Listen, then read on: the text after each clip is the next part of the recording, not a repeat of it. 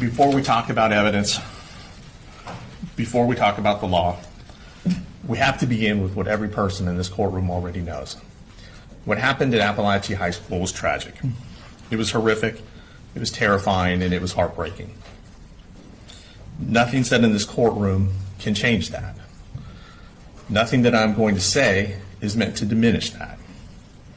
You're going to hear emotional testimony, you'll see photographs, you'll see videos, you'll hear about the fear, the chaos, and the terror that Colt Gray inflicted on that school and this community. But your job is not to decide whether or not that was tragic. We all know that it was. Your job is to decide something much more specific. Your job is to decide whether or not Colin Gray knew what Colt was going to do. Because the state is not just prosecuting the shooter in this case, they're prosecuting the father as well. I want you to remember something as we begin. The courtroom is not a place where we punish people because we're angry, where we punish people because we're grieving. It's not a place where we punish people because we feel someone has to pay. This is a place where we follow the law. And the law requires proof, and the law requires evidence. And the law requires that the state prove its case beyond a reasonable doubt. That burden never shifts, not for a single moment. The state's theory will be simple. They'll tell you that Colt Gray allowed his son access to firearms and ammunition. Colin Gray had warning signs, and then Colin Gray, knowing that these were warning signs, consciously disregarded those warning signs. That he should have known his son would, not could, that his son would harm someone. And because the son later committed this school shooting, therefore Colin Gray must be guilty, must be criminally negligent, because he knew this would happen. That's their theory. But what you'll learn from the evidence is that case is not that simple. The evidence will show a teenager who is struggling mentally, a teenager who is deceptive, a teenager who hid his true intentions from everyone, from his family, from his counselor, from his siblings, from DFACS, from law enforcement, and most especially from his father. The evidence will show a father who did not ignore his child. He did not abandon his child. He did not turn his back on his child. The evidence will show between Colin Gray and Colt Gray daily contact, daily effort, and active steps by Colin Gray to seek mental health intervention for his son through the school. The evidence will show that the most important facts, the planning of this shooting, the concealment of this shooting, and the timeline of this shooting were hidden by Colt Gray from his father. That's the difference between tragedy and criminal liability. And this case is about whether the state can prove criminal liability by showing that Colin Gray knew that Colt was going to do this, knew that Colt was going to harm someone else. You cannot hold someone criminally responsible for failing to predict what was intentionally hidden from them. You'll learn about Colt Gray's state of mind that at the time no one knew. You will learn that months before the shooting, Colt had notes hidden on his cell phone from April of 2024, private notes that appear to be the planning stages of this shooting. Those notes were not known to Colin Gray. Those notes were not shared with Colin Gray. There is no evidence of that. You will learn something else. The plans reflected in those notes show that the shooting was initially planned for February of 2025 to coincide with the anniversary of the Parkland High School shooting committed by Nicholas Cruz. The plan reflected in those notes was that that time was going to be when the shooting happened, not in September of 2024. Something changed. The evidence will suggest and support that Colt accelerated his plan. And there's evidence suggesting that that acceleration was tied to the fact that Colin Gray was actively seeking mental health treatment for his son through the school at that time. There are emails to the counselor. There's paperwork he filled out. There was already in motion, already in place, an appointment for Colt to meet with the counselor and to meet with the mental health specialist the very next day, September 5th.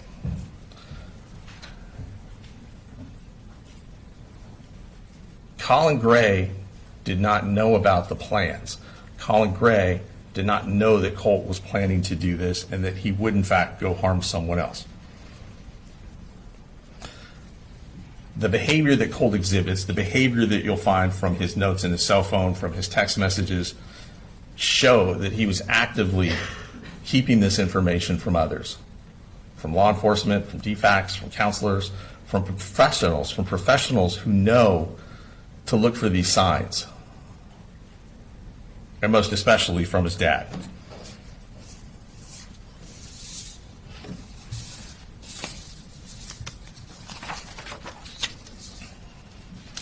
The state will point, and they've already mentioned to you, an incident in May of 2023 when two Jackson County sheriffs went to Mr. Gray's home to talk to Colt.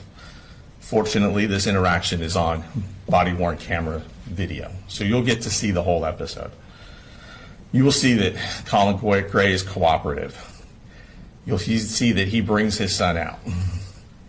He tells the officers that he takes this kind of thing seriously. He tells the officers, you tell me that he did it and those guns are gone today. That is on video. That is undeniable. But the officers don't tell him that.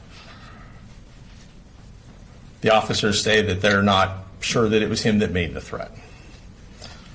He tells the officers that he has a gun in the home. He says that he has a son who is somewhat isolated, who's on the computer a lot. He says that when he was young, he used to enjoy hunting with his father, that they would go deer hunting. And so he was introducing Colt to deer hunting, that they had gone out a year before. Colt had killed his first deer, that the gun that they had was for deer hunting. The gun was to get him outside, which the officer in the video approves of. Get him away from the computers, that's good. But Colin tells the officers, if you think this is him, tell me, because those guns are gone today. And that is not what he's told.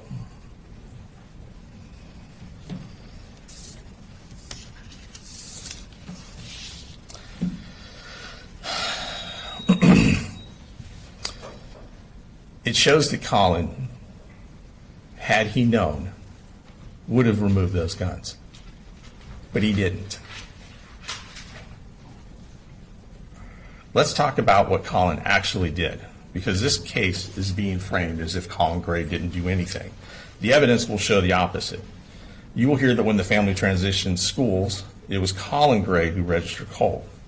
You will hear that Colin Gray worked full-time, was raising 3 kids on his own, due to the kid's mother's addiction problems, due to DFAC saying that she was not allowed to have unsupervised contact with him, due to the courts in Barrow County saying she was not even allowed in the same county where these kids lived. Colin was doing everything. Colin is the one that filled out the counseling referral forms.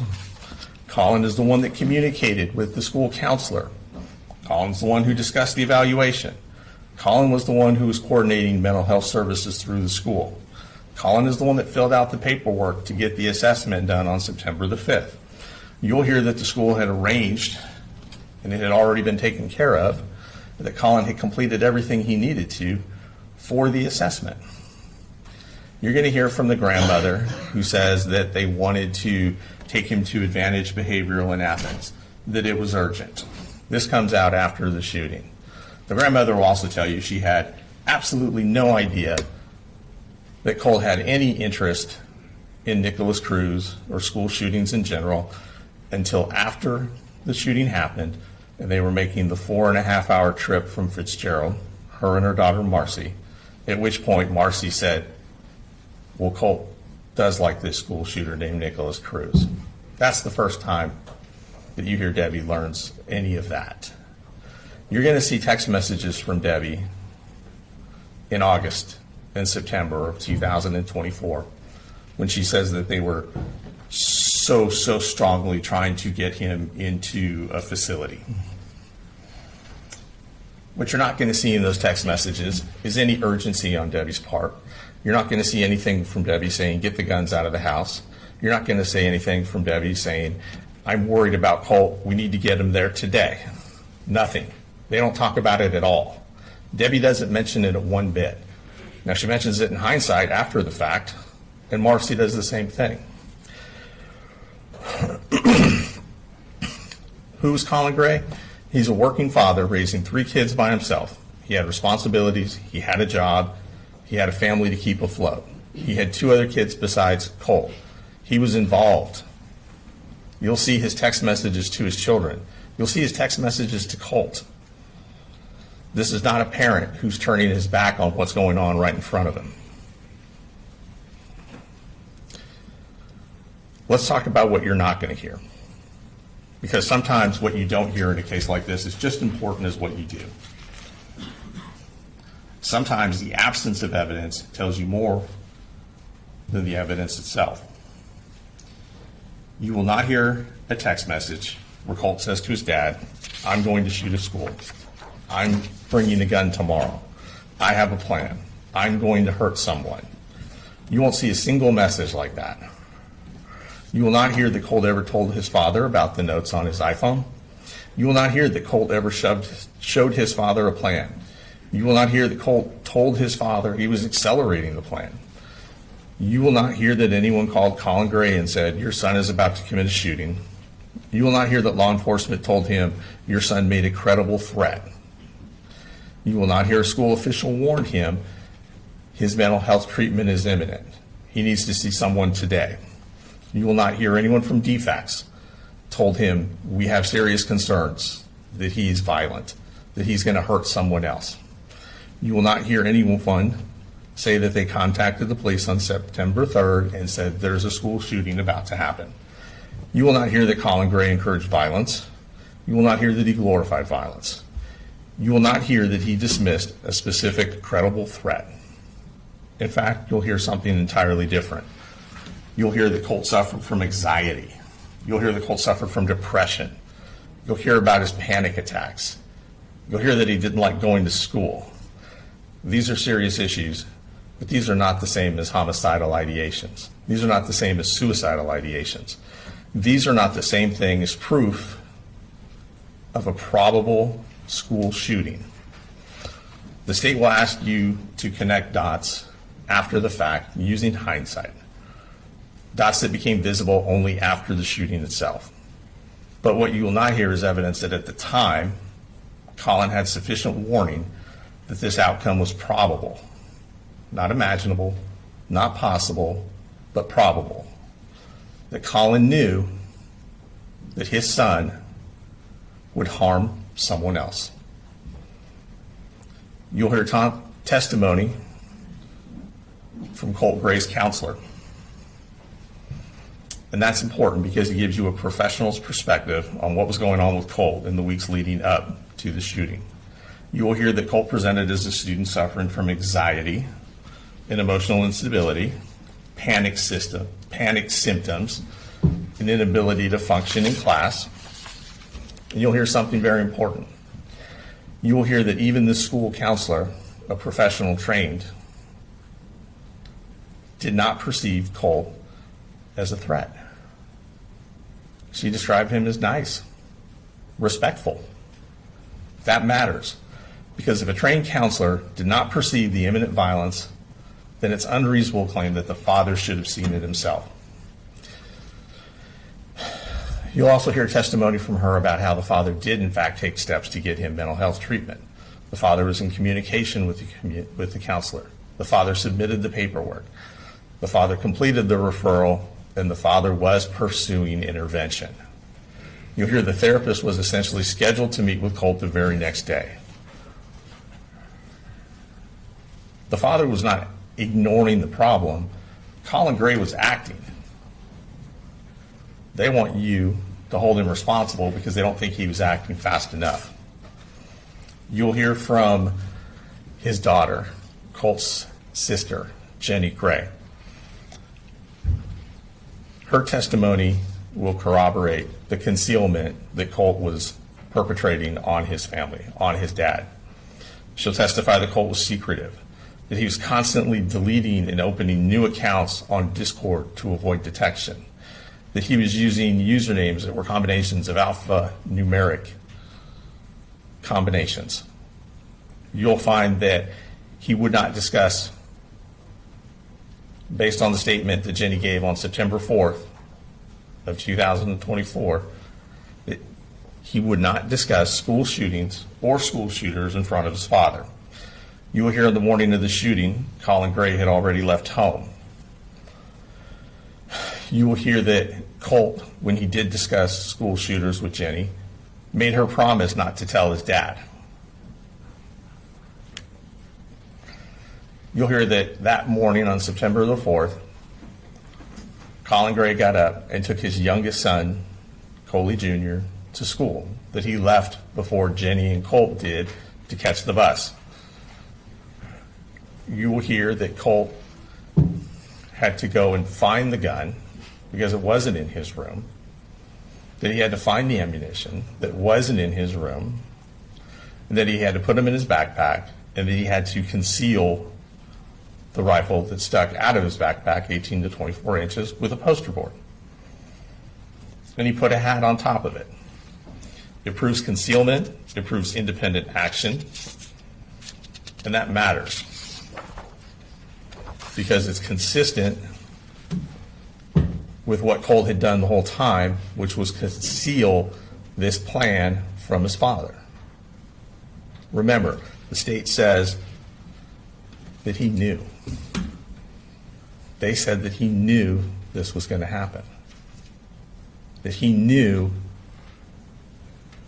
not that it was possible, that he knew Colt was going to go and harm someone else.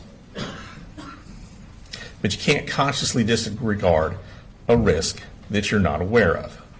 And you can't say something is probable when it's being hidden from you.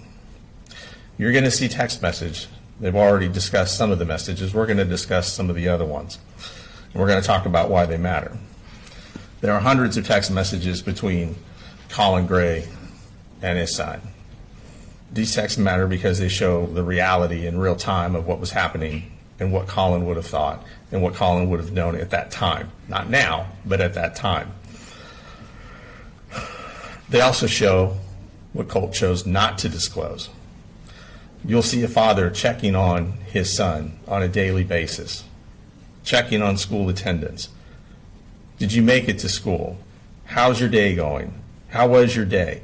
What are you doing after class? You'll see encouragement. I'm proud of you. I love you. You're a good young man. This is not an absent father. This is not a father not paying attention to his child. You'll see daily involvement.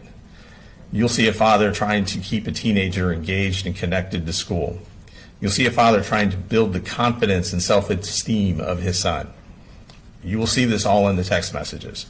You'll see their discussions about mental health, about depression, which is not homicidal ideation, about anxiety, which is not homicidal ideation, about anxiety, panic attacks, which are not homicidal ideation.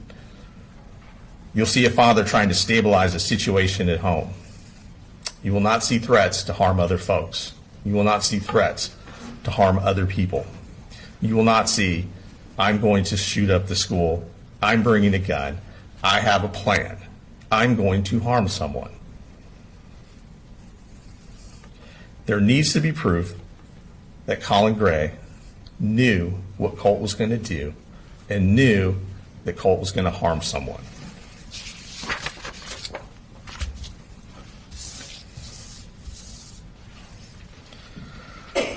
The text messages show something else as well. They show that Colt was capable of living a double life. He could text his father, love you, and have a good day, while simultaneously writing plans on his phone about shooting up the school. He could talk about liking school. School was good. The kids here are mature, referring to the Apalachee High School. They gave me a nickname. The teacher said I'm the tech guy. And you'll hear Colin respond, happily that his son seems to be finding his way for the first time in a while in school.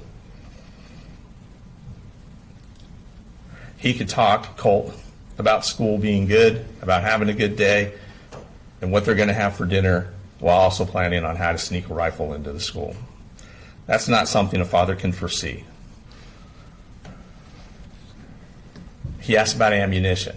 You'll hear evidence that they went to the gun range. You'll hear evidence that he taught his son safety. You will not hear evidence that Colt requested ammunition because he was getting ready to do a school shooting. That conversation is not a threat.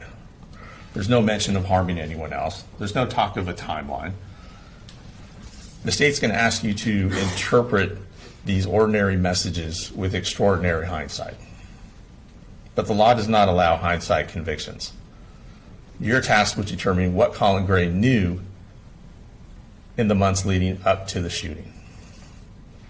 It requires proof of what he specifically knew at that time. You'll hear from the mother, Marcy Gray. She'll try to convince you that she warned everyone and no one listened. The evidence will show that she did not share the most important information she knew about Colt with Colin. You've already heard the relationship was not smooth.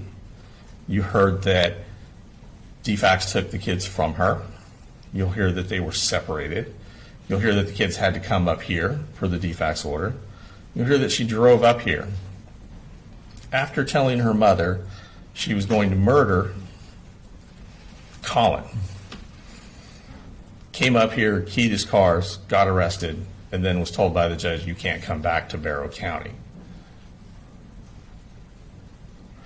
You'll see evidence in text messages between Colt and his mom.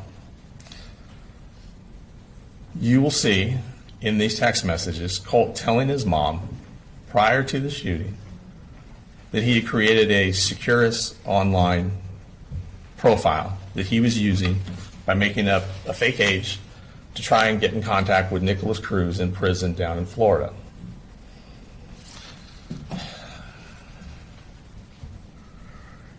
He will text her that he had emailed Nicholas Cruz a couple times, and he'd even put money on his commissary.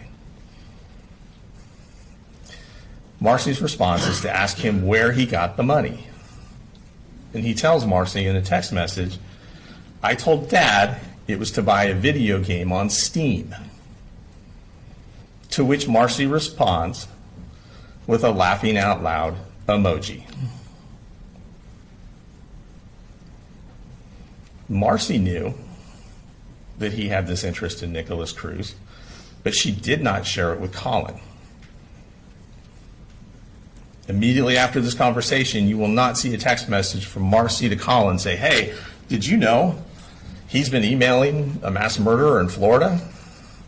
Did you know that he put money on this mass murderer's commissary account that he told you was for a video game?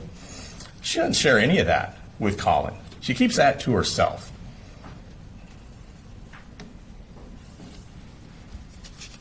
She does not reply immediately after to Colin or tell him, hey, this is what's going on. We got to get the guns out of the house now. No, she responds with a laughing out loud emoji. That's how serious she took it. She didn't think anything was going to happen.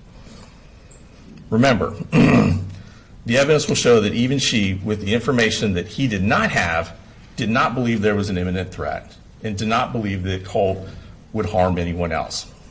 She didn't call law enforcement. She didn't seek an emergency mental health evaluation. And you'll hear evidence that after the shooting, her conduct is inconsistent with what she tells the police. You'll hear evidence that even after the fact, she's still trying to assist him in contacting school shooters and amplifying his profile across true crime community websites. And that matters because credibility matters and bias matters.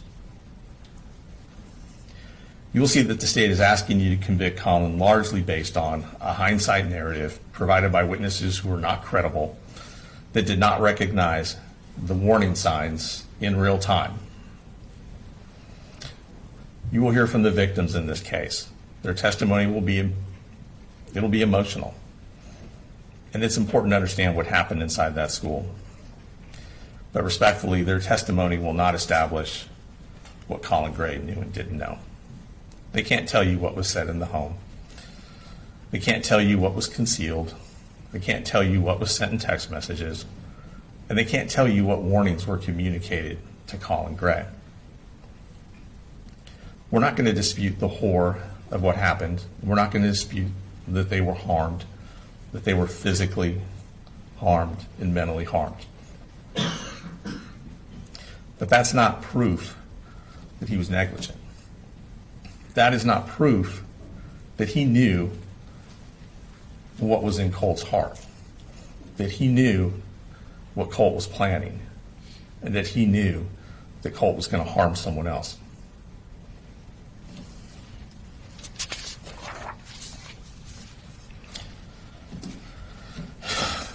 The law doesn't punish what is possible. The law does not punish what is conceivable.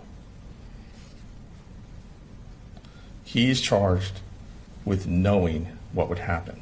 He is charged with knowing his son would harm someone else. In life, almost anything is possible. It's possible that a teenager who's angry might get into a fight. It's possible that a teenager who's depressed might run away or make up excuses not to go to school. It's possible that a teenager who's anxious might break something or act out. But this is not a case about whether something bad is possible. This is a case about whether or not Colin Gray knew Colt was going to take a gun to that school and harm other people. That matters, because if the standard becomes it could have happened, then the law becomes limitless. If the standard becomes you should have imagined the worst, then every parent becomes criminally liable for what a teenager might do. But that's not the standard. The standard is proof. Proof that Colin Gray knew, that he consciously disregarded, not a vague fear, not a general worry, but a risk that made this tragedy. That he knew Colt was going to go to that school. That he knew what the counselor didn't, what the DFACS professionals who had met with Colt didn't. The state will ask you to look at the outcome and then work backward to say because this happened, it must have been foreseeable. But the law doesn't allow hindsight to substitute for evidence. That's why you're going to hear about what was actually known at that time, and most importantly, what was actually hidden from Colin Gray at that time. Because when someone conceals a plan, deceives the people around them, acts independently, the law does not allow us to pretend that the people left behind should have seen through all of it.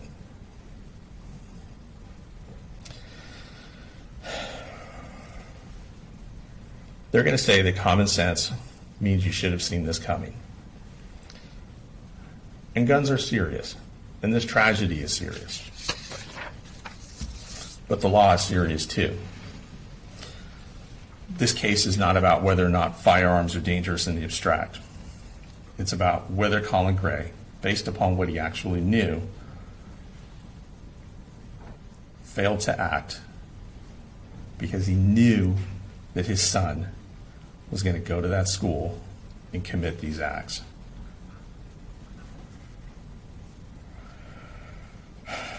In a case like this, there's a natural human instinct. When something this awful happens, we want an explanation. We want someone to blame. We want a story that makes sense so that we can take steps to make sure something like this never happens again.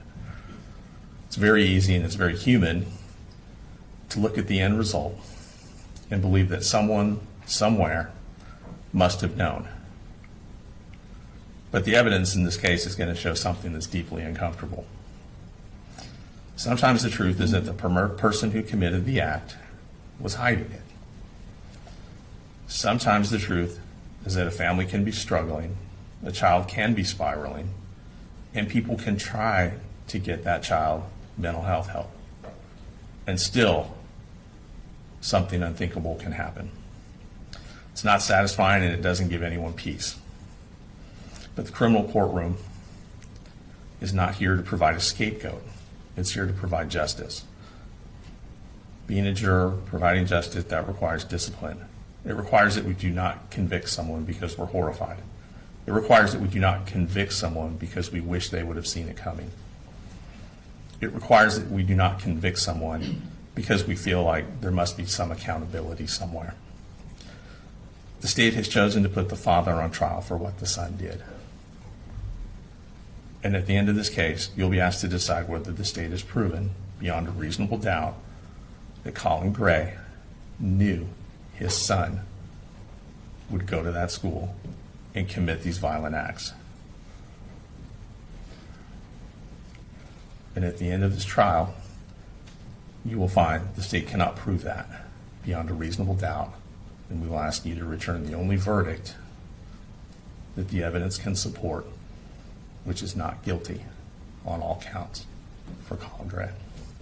Thank you.